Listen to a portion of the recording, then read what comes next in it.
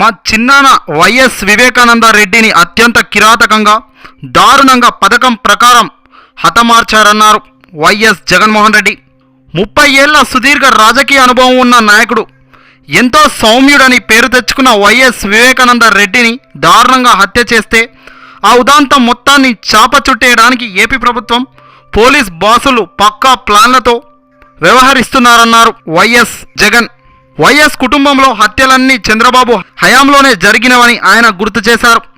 చంద్రబాబు ముఖ్యమంత్రిగా ఉన్నప్పుడు తాత వైఎస్ రాజారెడ్డిని దారుణంగా హత్య చేసిన హంతకులను టీడీపీ ఆఫీసులోనే దాచిపెట్టారన్నారు.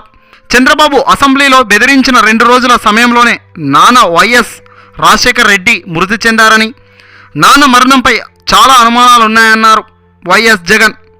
తనపై వైజాగ్ ఎయిర్పోర్ట్లో కూడా హత్యాయత్నం చేశారని, ఇప్పుడు చిన్నాన్న వైఎస్ వివేకానంద రెడ్డిని ఇంట్లోనే చొరబడి దారుణంగా నరికి హతమార్చిన వైన్యం చంద్రబాబు తెలుగుదేశం ప్రభుత్వం హయాంలో ఉండగా జరిగిందన్నారు వైఎస్ జగన్. ఏపీ ప్రభుత్వం మీద తమకు నమ్మకం లేదని, మూలాలను వెతికి పట్టుకొని దర్యాప్తు జరగాలని కోరారు. ఈ పని చేసింది ఒకరు కాదు, చాలామందే ఉన్నారు. ఎత్తుకొని బెడ్ మీద నుంచి తీసుకెళ్లారు, బాత్రూంలో కబోర్డ్ మీద రక్తం పోశారు, కళ్ళు తిరిగేదాకా కొట్టారు, కింద పడిపోయిన టైంలో కళ్ళు తిరిగి తల పగిలిపోయేలా క్రియేట్ చేశారు. ఓ సీన్ మాదిరిలా యాక్ట్ని కూడా ఎనాక్ట్ చేస్తూ కథనం నడిపించేశారు. ఒక లెటర్ని కూడా ప్రొబికేట్ చేస్తున్నారు. ప్రస్తుతం డ్రైవర్ మీద నెపం నెట్టేస్తున్నారు. ఈ టోటల్ వ్యవహారం అంతా కాన్స్పిరసీ థియరీ పక్కకి పోయి ఒక సామాన్యుడిని అన్యాయంగా చంపేశారు అనేది ఇప్పుడు స్పష్టంగా తెలుస్తుంది. టోటల్గా వేరే పద్ధతిలో దీన్ని తీసుకుపోయే ప్రయత్నంలో టీడీపీ నిమగ్నమైపోయిందని జగన్ ఆరోపించారు. మాకు సిబిఐ ఎంక్వైరీ కావాలి. నేను పోలీసుల ముందు మాట్లాడుతుంటే బోలెడు మంది ఫోన్లు చేస్తూనే ఉన్నారు.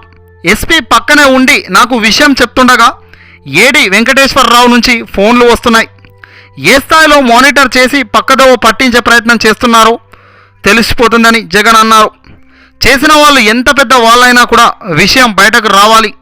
ఒక పద్ధతి ప్రకారం జరిగిన ఈ అంశాన్ని ఎంక్వైరీ ద్వారా అన్ని బయటకు తీయాలంటూ జగన్ మీడియా ముందు ఆవేదన వ్యక్తం చేశారు.